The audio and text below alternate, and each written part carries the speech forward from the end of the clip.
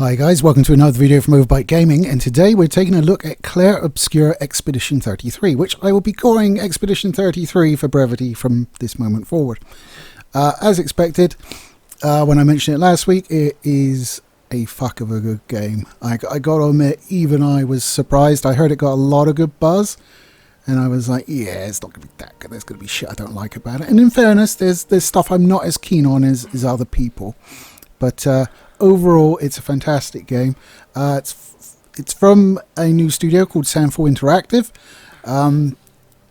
They are comprised of a fair few ex-Ubisoft employees because they're a French developer, but I won't hold that against them because they've made a lovely game. But it makes you think, like, what Ubisoft could have been producing rather than the repetitive shit that they have been coming out with for the last several years. You know, they could have stayed there and worked on their NFT games.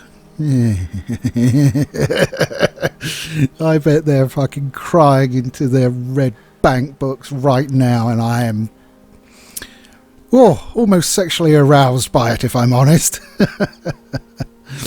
So anyway, let's talk about the game. So the game comes off as a fusion of every single Japanese role-playing game you've played and liked in the last 20 years. And that, while it may make it sound derivative to say that, it stitches it all together so magnificently well, I do not care at all if it's like, oh, well, you got that mechanic from X game and this mechanic from Y game. I don't care about that. It's very good. So let's go over these settings. So basically what's happening is you're in a post-apocalyptic world, which happens to be French, but we'll put that aside. And every year a mysterious lady called the Paintress paints a number on a sort of monument across the sea that the country can see, and anybody that is of that age will die I think in a year's time. Yes, in a year's time. So basically it starts out with obviously 33 being put on the monument. I'm trying to be a little bit vague because, like, I want you to play it. If you're probably already playing it, but if you aren't, then you should be. So I don't want to ruin anything. And Expedition 33 goes off. It's been going on and on and on. Basically, it counts down one every year, so you sort of reserves for getting in there, getting relatively younger. So basically, anybody that's going to turn 33 in the next year goes off on their expedition. Younger people can also volunteer, which one of the characters that you control does. Maëlle, who is very sweet. She is just, all the characters in this, in fact, are just really well done, and I like them all. I did listen to Matty Plays, and he's a bit of a soft if he cried as much as he said he did. But it did ring a tear for me at one point where an unexpected character hugged Maëlle, and I was like, I didn't expect that from you, so it's kind of heartwarming. So off they go on their expedition, and of course tragedy strikes. Most expeditions wiped out, and you need to find the remnants that are scattered around. There's only a few, and try and keep going and take out the Paintress before she can continue killing off the populace. And they're obviously on a clock, because, like, what are you going to do if it's like Expedition 8? It's like full of 8-year-olds and under. I don't think they're going to stand a chance. And of course, it's never just simple. There are baddies, and they're called Nevrons. They're not quite as twee as some of the Persona enemies, but they're very sort of stylized, if you like. There's a lot of sort of Renaissance and medieval gear all sort of compounded together, and just some delightful monsters as well. I will say that. The combat is where this game shines. The combat is so fucking fun. Now, it's turn-based for the most part, like your Final Fantasies and stuff like that, or your earlier Final Fantasies before they went into this live-action crap that they do now. Turn-based for the most part, but it does give you... I don't want to do the disservice of calling it quick-time events, but it's kind of quick-time events. So when you attack, you can press the A button on an Xbox controller, obviously, at a certain point to get a hit, or to get a perfect hit, or if you miss, then obviously it decreases the amount of damage or hits that you do. Things like that. When you're being attacked, you get a few options. You can dodge, you can parry, you can jump, or you can... Oh no, I've forgotten the name of this special parry. There's a special kind of... It's like dissonance, something like that. Oh, fuck it. My brain. I'm an old man, you'll forgive me. It's like a special attack that is done in the sort of a certain graphical style that you'll pick up, and to that you have to parry with the right trigger rather than the right bumper. Now they're all used for different things. Basically the parry is the one you're using most, because if you manage to parry all of the attacks coming at you, you will counter attack for massive damage, which is obviously a good thing. You can dodge as well. It won't if you dodge everything, you won't counter attack, but it's slightly easier than parry. You've got the jump. Very certain attacks will pop up with an icon, and you'll need to press jump, and while you're there you can all shoot the bad guy as a form of countering. And then you've got the other attack, which I've already described, which functions basically the same as parry, except it's a special attack and a special parry that you'll get later in the game. The characters all feel very different. I mean, you've got Gustav, who's basically your sword guy, in sort of a twin swordy style. Well, he's got like a dagger and a sword, to be fair, not two swords, but whatever. Got Mayo, who's very much a fencer. They all have magical abilities. They all have the ability to do special attacks. You unlock this throughout the game, and it's got some very interesting systems, which I kind of like. And then you've got my personal favourite, Lune, because although she's not wearing shoes, I'd really like her to put some shoes on, please, as I'm not a fan of feet. Easily the best looking one, if you ask me. But that's just an aside, that's just me. And she's more of a mage. But you do pick up different characters as you go, which I won't elaborate too much on, because they are a surprise when you get them. So the way the skills work in that you level up, you get 3 points per level, you put it into your attributes. You also get 1 skill point, which goes into your skill tree. As the skill tree radiates out, they go up drastically, so you'll be paying 1 point, then 2 points, then 4 points, then 6 points, sort of thing. And then, I think it goes up to 8. So the better skills that are on the sort of edges of the board will cost you more, which makes sense. But what I really like is you've got this thing called Pictos. So you pick them up, and you can equip 3 per character. And they'll have like a top line, which will give you sort of a stat increase, basically. And then a bottom line, which might have something like steals life from enemy on normal attack. Stuff like that. Helpful things. So you equip them, you go through 4 battles, and then it unlocks them. And when it's unlocked, that means you can equip the word, not the stats buff, but just the wording, like the life steal from enemies thing, to any of the characters. It's so good. I mean, that is saved my ass so many times, the fact I can just like have everybody life stealing and just keeping the damage just away. It's so good. I love it. In order to do that, you need to have Lumina points, which you can find around the world. You pick them up, and then you can apply them. You can also buy them from traders, and then you can apply them to characters to give them a bigger bank, because different Picto effects cost different amounts of Lumina points, and you have like 15 or whatever, so you have to like fit it within the 15 of the ones that you want. It does go up quite high though, so you will be expanding quite a lot, and there is a new game plus, so you will be expanding past that, I suspect, which is good. Oh dear. You also pick up different weapons. They all have stat bonuses. Some do elemental damages, some do other elemental damages, which the Nevrons are weak to certain times. And you can also upgrade those. You'll get, I think it's Chroma. There's so many terms in this one. Chroma, which you can use to upgrade. There's Chroma that allow you to upgrade to level 3. There's one that will allow you to upgrade to 6, 9, so on.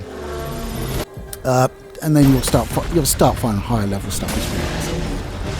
It's only I suppose if you really like the status effect, or the element is really useful, then you pile into it, or synergizes nicely with another member of your team.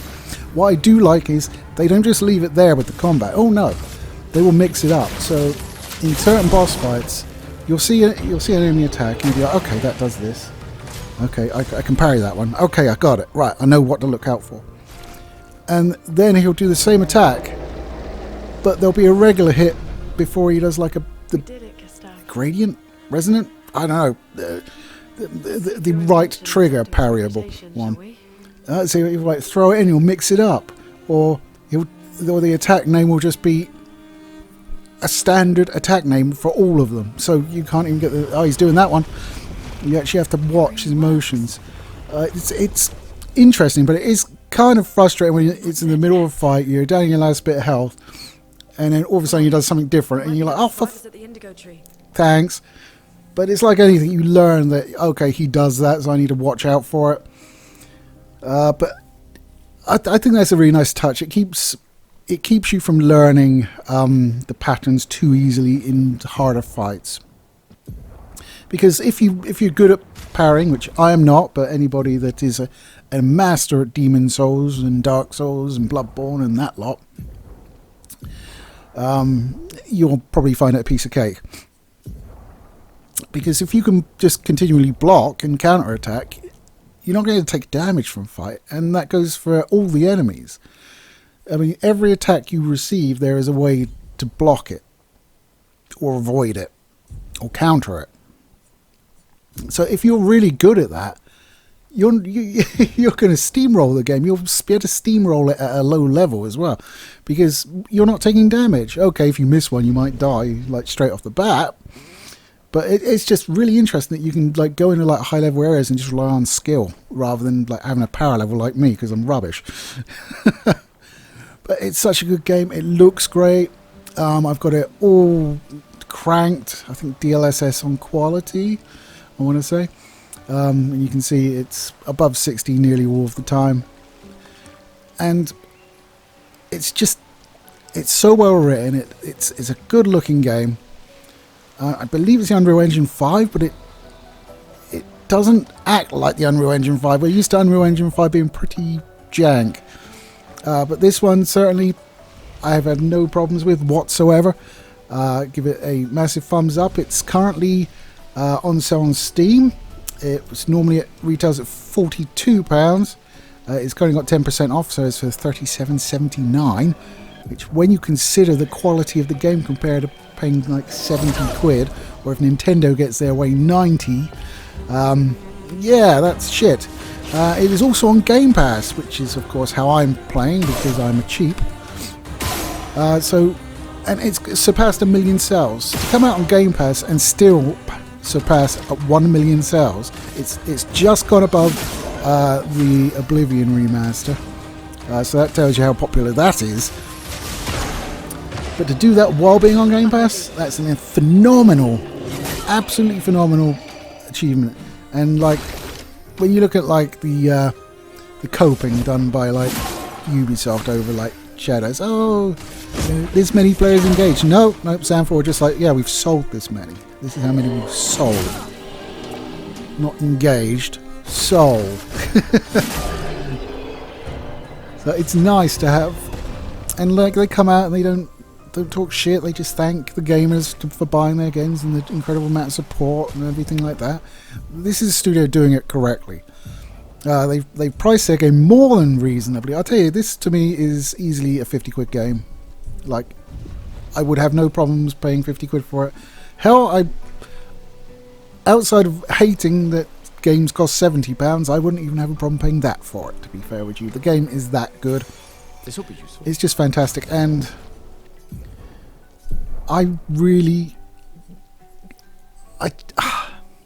it's one of those games where I was like, okay, I'm gonna have to play this. It's probably gonna take up the rest of my life. Shit. And I'm okay with that. I'm absolutely okay with that, man. It's like, yeah, take my life. That's fine. I'm happy. It's not. I think it's about, if you just do the main story, it's like 35, 40 hours. If you do like everything, it's more like 100. So it's not obscene long in terms of, everything like that. So it's not good. But it was like one of those things where I'm like, shit, I've got to play as much as I can because, like, the view. But I don't regret it one bit. It's magnificent.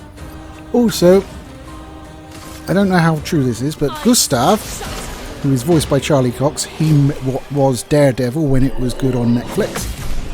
God, it sounds weird to say that, doesn't it? Voices him, but he looks absolutely the spit of Robert Pattinson. I've heard some people say, oh no, he looks like Charlie Cox. He does not look like Charlie Cox. Do you know who that person is? Do you know who that person is? They look nothing alike, you twit. But certainly, I did hear a rumour that they were trying to get Pattinson for him. So maybe that's why he looks like Robert Pattinson? Maybe. But certainly, you know, Charlie Cox, I mean, all the voice actors do a phenomenal job. Andy Serkis is in there as an antagonist. And, you know, you've got a couple of names that I know are very well respected, but I'm not hugely familiar with. Charlie Cox and Andy Serkis, obviously I am. But that is my review of Expedition 33. It's cheaper, it's better, and it's on Game Pass, man. Just get it. Unless you're like the world's most anti-RPG person, or perhaps anti-French, which is possible. I mean, even I've broken through my prejudices. Look at me being noble. You will love it. Seriously love it. And just do it. There's like a part, like, I think in the first third of the game where you're just like, oh shit, okay, this is how it is. Oy. I'm not going to say any more, but man, that was a moment. I'll give it that. Probably the one thing I'm not as huge on as other people is the soundtrack. To me, it sounds too intense, too epic, or too sad all of the time. There's a lot of piano and sort of like, it's all very nice music, but it all feels like it should be kept for impactful moments, but it's just like there most of the time, I feel. You know, it's horses for courses. I mean, it doesn't bother me, but it does feel like everything going on should be epic because the music's epic, you know? You don't get a whole bunch of like down music with it. Anyway, guys, the grocery order's on the way, so I'll say goodbye, take it easy, and I'll catch you next time.